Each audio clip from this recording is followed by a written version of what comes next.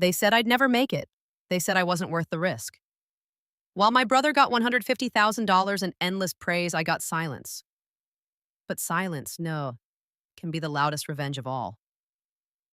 2 years later, they drove to my gate, the same people who called me a failure, and saw what I built without them. This is not just a story about money or family. It's about rebuilding yourself from the ashes of rejection and showing the world that peace is the ultimate payback. My name is Mara Bennett, and this is how I turned silence into strength. At dinner, Mom slid a white envelope across the table toward my brother. $150,000 are no small push, she said, to help you start your new company. Dad smiled proudly, his voice full of warmth. Then his eyes landed on me. You, he said flatly, are not worth investing in. We invest in winners. The air in the room froze, forks stopped midair. Even my brother Ryan looked away. I didn't cry. I just folded my napkin, stood up, and quietly walked out. That night, I didn't beg for love, fairness, or an explanation. I started something they would never see coming. When I was 12, I built a miniature suspension bridge for the state science fair. It held the weight of a full textbook, made only of straws, wires, and glue. I won first place.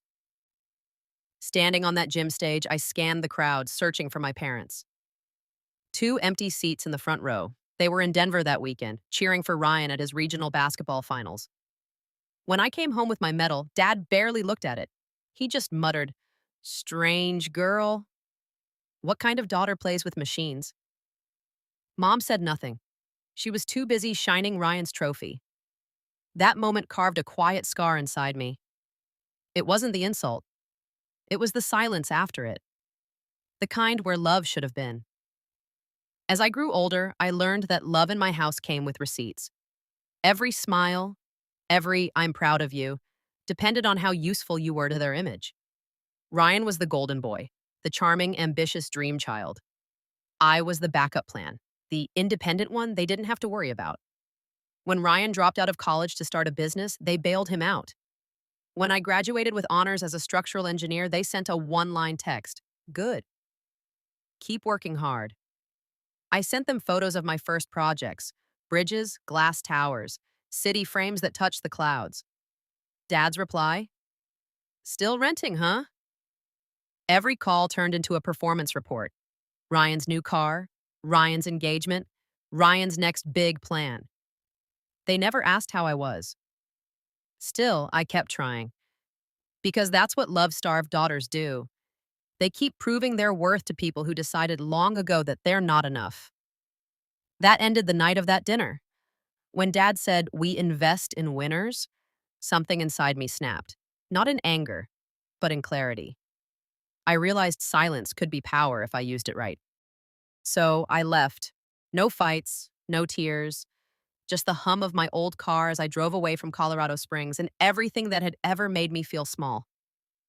2 months later, I lost my job. The company folded, and I was laid off. I walked out into the snow with my termination letter clenched in my hand, wondering how many times a person can start from zero. That night, scrolling through my phone, I saw a family photo on the group chat. Ryan standing in front of his new office, champagne bottle raised. The caption read, "So proud of our son." I stared at it for a long time, then typed one final message. "Thank you for teaching me how to survive without you." Then I hit send, blocked them, and deleted the chat. The silence afterward was terrifying, but it was mine. For weeks, I drifted between rejection emails and cheap coffee. One afternoon, I ducked into a half-empty cafe called Harlan's Brew just to rest. The owner, an older man with silver hair and paint on his sleeves, looked at me curiously. "You're the engineer, right? Used to work for Steel Corps?" I nodded. "Used to," I said softly. He smiled. "Then maybe you can help me. My cafe's falling apart. I've got $1,000 to fix it." $1,000 wouldn't even pay a week's rent, but his tone, humble, trusting, made me say yes. For the next 3 weeks, I practically lived there. I repainted the walls, rewired the lights, redesigned the space using reclaimed wood and old mirrors. When it was done, the cafe looked twice its size, full of light and life again.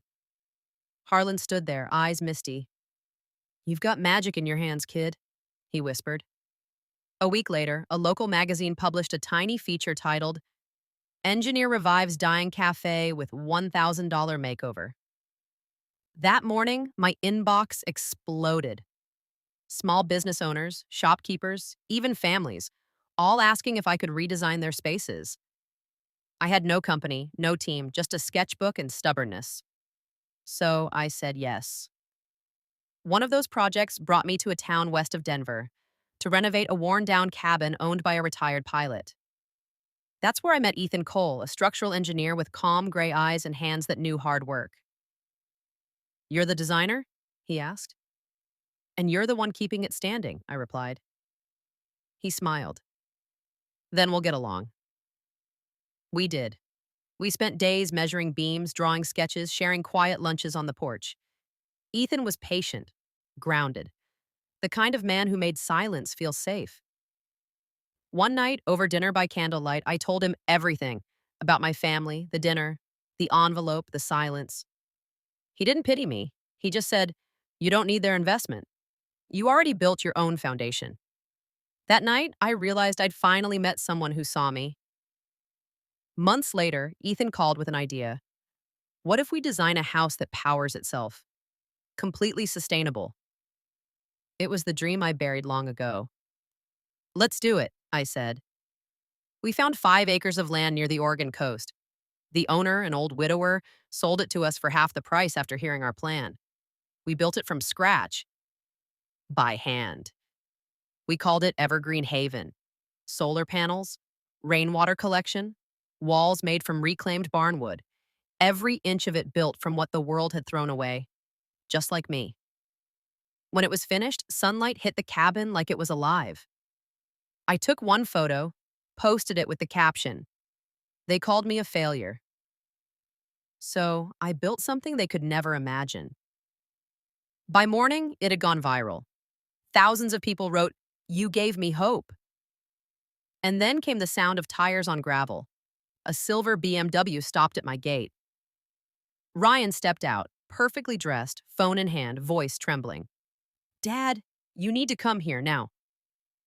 When he saw me, his mouth fell open. "You live here?" I smiled. "Built it myself." With help, he looked around at the house, the trees, the solar panels. "They said you were broke," he whispered. "I was," I said. "Then I rebuilt." He hesitated. "I didn't know they treated you like that." I shrugged. "We were raised in the same house." "You just got the love I earned too late." Minutes later, my parents arrived, and same SUV, same judgmental faces. Dad's voice thundered, "Where did you get the money for this?" "From every insult you ever gave me," I said quietly. "From every time you called me a failure." He stared, speechless. "You did this to embarrass us?" "No," I said. "I did this to heal from you." Mom's voice broke. "We only wanted what's best for you." I smiled sadly. "No, you wanted what made you look best." The wind rustled through the pines. Ethan stepped out, calm as always, standing beside me. For the first time, I saw my father's anger melt, replaced by shame. "Did you do all this for revenge?" he asked. I shook my head. "Revenge means I still care what you think." "I don't." They left in silence. A week later, I received a letter and no return address. It was from Dad. "Built something. We loved you wrong. Through fear and pride.